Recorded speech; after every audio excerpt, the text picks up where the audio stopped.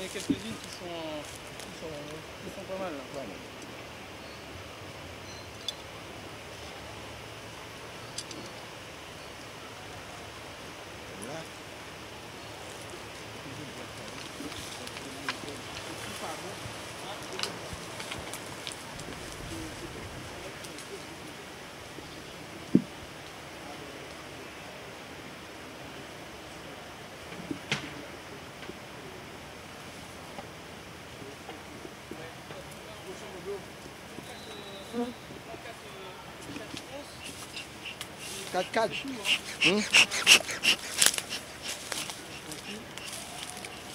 Alors, Marc, après, je ne sais pas, alors vous allez donner des informations. Pendant que vous travaillez, alors vous donnez des informations. Oui. Ouais. Non, vous pouvez commencer d'abord. Après, donc, la première chose qu'on commence à faire, c'est d'enfumer les abeilles. Et donc, je vous donne le micro. D'accord. Oui, c'est. Ah, attendez, ça. Ouais. Ok, ça va. Voilà.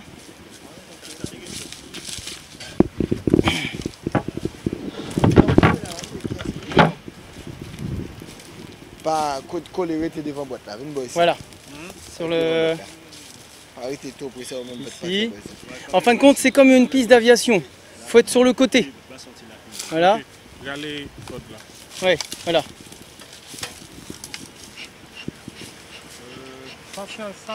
Ça c'est à quoi qu'on donne la fumée au miel? Alors, on enfume la ruche pour faire peur aux gardiennes qui vont prévenir les butineuses qui ensuite vont aller dans la ruche manger du miel.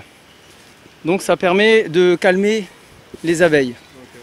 Après, il ne faut pas trop enfumer parce que sinon ça va les énerver.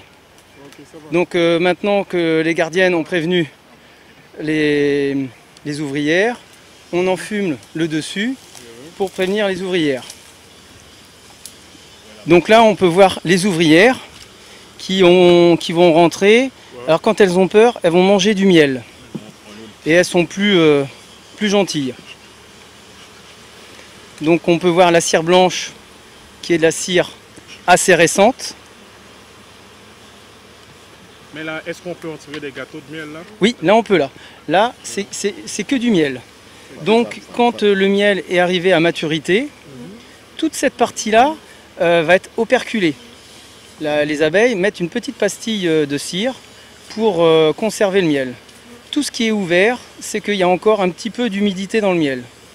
Là, sur un cadre comme ça, on peut dire que c'est bien, il faut que les 2/3 soient operculés. Donc on chasse les abeilles avec la petite balayette. Là, est-ce que je peux dire que ça c'est le gâteau de miel ça? Voilà, ça c'est le gâteau de miel. C'est uniquement du miel. Alors, on se trouve le sirop. Bien sûr. Voilà, c'est ça. Donc ce que je fais, moi, je ne sais pas si vous faites pareil, des fois je tiens au-dessus et je donne un coup sec. Ouais, Tac. Ouais. Un coup sec sur... Mettre des beaux- Donc ensuite, une fois qu'on a enlevé le gâteau de miel, donc on le met dans un cadre, dans une petite ruche à part, et on va leur redonner de la cire gaufrée neuve. Ce qui va permettre aux abeilles de rebâtir et avoir un point de départ avec le début des alvéoles. On peut aussi remettre des cadres. Celui-ci, on peut récupérer le miel avec la centrifugeuse et les remettre après dans la ruche. Cadre là trop petit. Ah, il est trop petit, ouais. Trop petit. Et ben on le laisse se toucher dans le fond. Boîte là ouvert. Ouais. Elle laisse toucher Oui, parce au que fond, ça c'est ouvert. ouais. Donc le projet, c'est justement pour pas avoir ce problème-là, de standardiser toutes les ruches, tous les cadres, pour pas que les cadres tombent dans la ruche. Donc au fil des années, on va remplacer toutes les ruches, on va remplacer les cadres pour que ça soit beaucoup plus facile d'utilisation et que quel que soit le rucher dans lequel on va aller, on puisse aller avec n'importe quel cadre. Non, ça est coupé, mon coupé. On va passer dans cette terre. Non.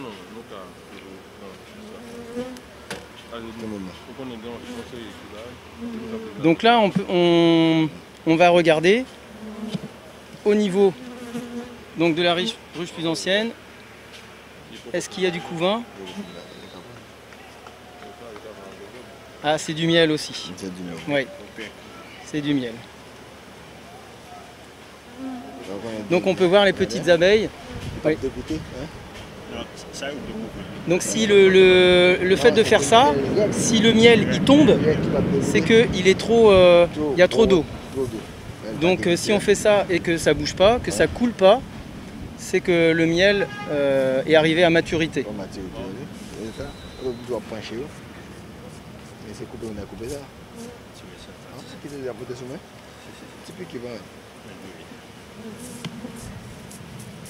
On a coupé ça? Oui, oui.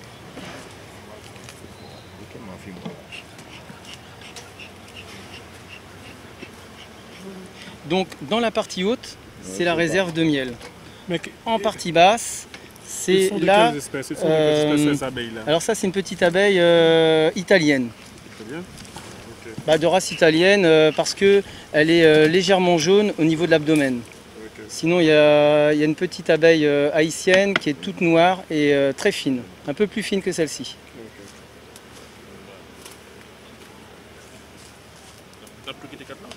Donc ici, on a la partie où se trouve l'essaim avec la reine.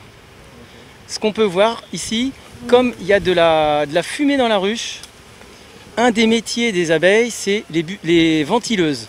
Donc les petites abeilles qui sont là, elles sont en train de ventiler pour faire un petit courant d'air dans la ruche pour évacuer la fumée. Donc quand on va voir refermer, il va y avoir beaucoup d'abeilles autour qui vont ventiler. Alors les abeilles, elles ont plusieurs métiers dans leur vie.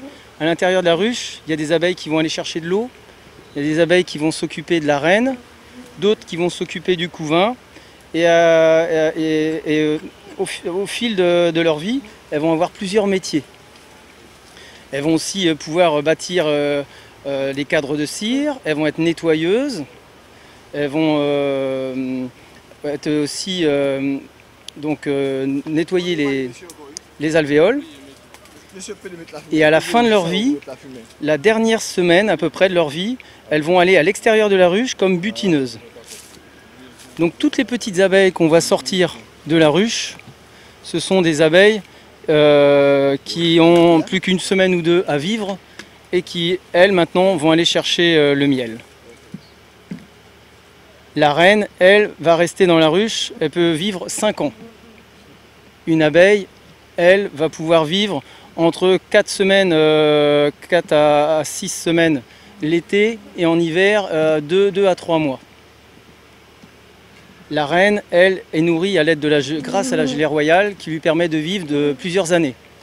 Et en ce moment, elle est en train de pondre entre 1500 et 1800 œufs par jour. Grâce à la gelée royale, ça lui permet de vivre plus longtemps. Il y a uniquement elle qui a de la gelée royale, ainsi que le jeune couvain, alors que les abeilles, elles, sont nourries uniquement avec du miel. Alors, on a aussi des faux bourdons. Alors, j'en ai pas vu. Le faux bourdon est un petit peu plus gros, donc c'est le mâle. Lui, le mâle, il est dans la ruche uniquement, il fait pas grand-chose. Il peut pas aller sur les fleurs, donc il mange dans la ruche quand il a faim. Il sort quand il a envie, et il est juste toléré pour la reproduction des reines. Donc elles en élèvent toujours un petit peu dans l'éventualité où il y aurait une reine qui devrait être fécondée. Et puis au moment de l'acte sexuel, le mâle va perdre une partie de son abdomen et donc mourir. Ensuite, la vie du mâle, donc, elle est quand même un peu difficile, même s'il mange ce qu'il y a dans la ruche. Quand il n'y a plus de nourriture ou très peu de nourriture dans la ruche, l'hiver, les abeilles n'ont plus besoin des mâles, donc ils vont chasser les mâles dehors, qui vont mourir de faim. Donc la vie des faux bourdons est un peu particulière. Alors, tout à l'heure, vous avez dit que la reine peut vivre 5 années? 5 années à peu près, 5 années à peu près. grâce à la gelée royale. Ok. À l'origine, une larve d'abeille ou une larve de de reine, c'est exactement la même chose. Sauf que l'abeille va être nourrie avec du miel et la reine va être nourrie avec de la gelée royale, qui est quelque chose de beaucoup plus, avec beaucoup plus de vitamines. Donc moi, ce que je constate, c'est que c'est la première fois que je vois les ruches comme ça, des ruches avec des abeilles haïtiennes. Et là, elles sont vraiment très très douces, vraiment très gentilles. Parce que là, moi, en France, une ruche comme ça, on reste pas devant.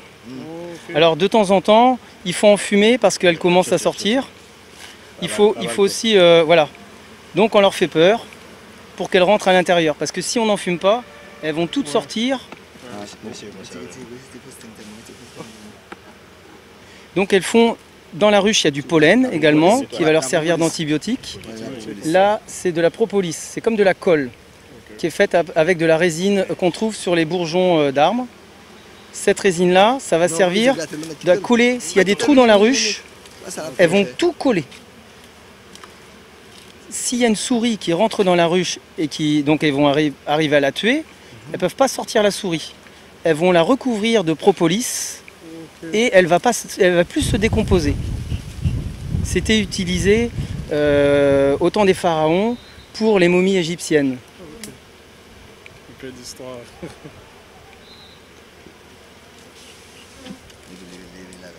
Donc l'inconvénient, parfois, c'est que donc là on a de très très beaux cadres, mais les abeilles, si on ne met pas de cire, des feuilles de cire comme je vous ai fait voir tout à l'heure, elles bâtissent un petit peu n'importe comment.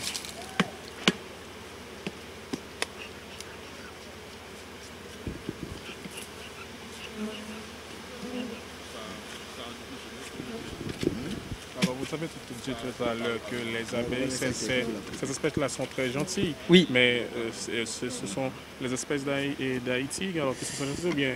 Moi, depuis, j'en ai vu en Afrique, j'en ai vu en France et uniquement en Haïti. Pour l'instant, ce sont celles qui sont les plus gentilles. Okay. Après, j'en ai vu aussi au Cap haïtien des abeilles sauvages et on a été obligé de tout refermer, de repartir parce qu'elles n'étaient pas habituées à voir des humains.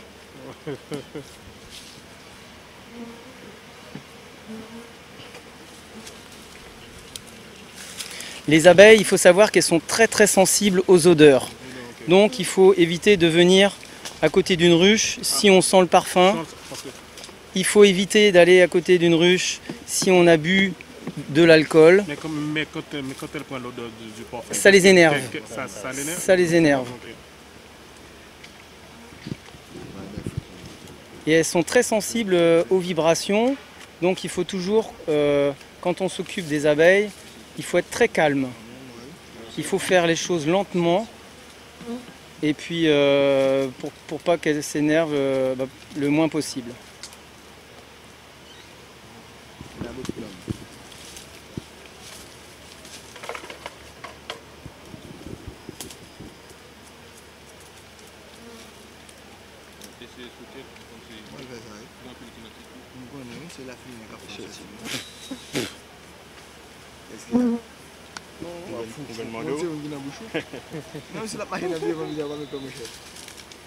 Alors, quand on fait, quand on enlève les cadres de miel, il faut être très très rapide.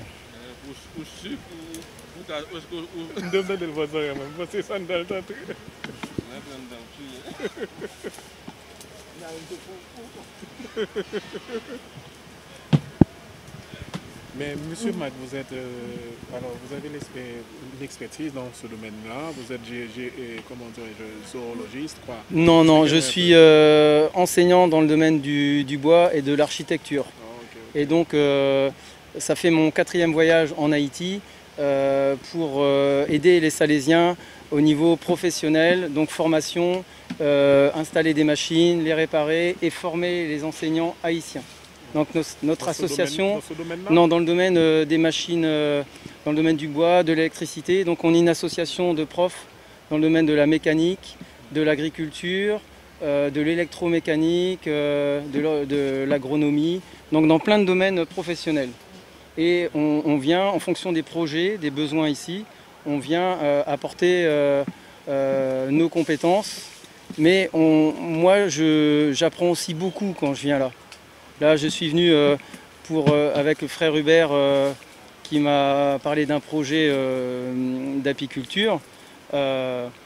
Venu pour l'aider, pour amener du matériel, pour pouvoir faire l'extraction dans de bonnes conditions. Mais là, on est avec deux apiculteurs, Fléau et Marcel, qui sont déjà très compétents, hein, ça se voit. Et donc, on a fait une formation ce matin. Et j'ai appris, je ne sais pas si je leur ai appris beaucoup de choses, mais en tout cas, ils m'en ont appris pas mal. Parce que c'est quand même une région tropicale. Donc, les abeilles, elles fonctionnent un peu différemment des nôtres. Ça s'appelle. Donc ça c'est le corps de ruche. Ça ce sont les cadres.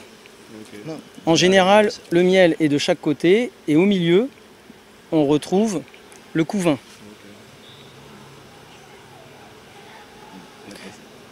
Ou peut-être faire voir, tiens, si tu arrives à l'enlever, faire voir les faux bourdons. Ouais, là, peut-être enfumé par là. Voilà. Alors sur ce cadre-là, on le voit là, vous avez des faux bourdons. Donc les mâles sont un petit peu plus gros. Donc voilà, ça fait des alvéoles qui sont un petit peu plus bombées. Donc ici on retrouve du miel et en partie basse, comme il fait chaud, donc le couvain est assez bas.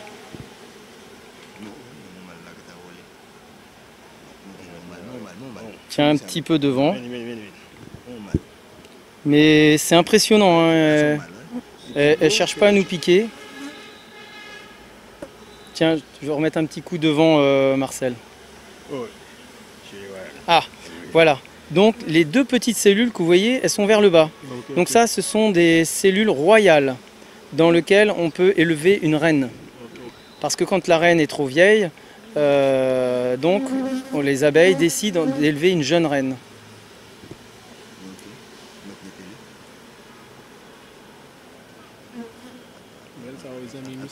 Après, c'est vrai que c'est ça, dans certains cas, alors il faut faire très attention quand on remet le cadre, parce que si on abîme la reine, après, voilà. Bon.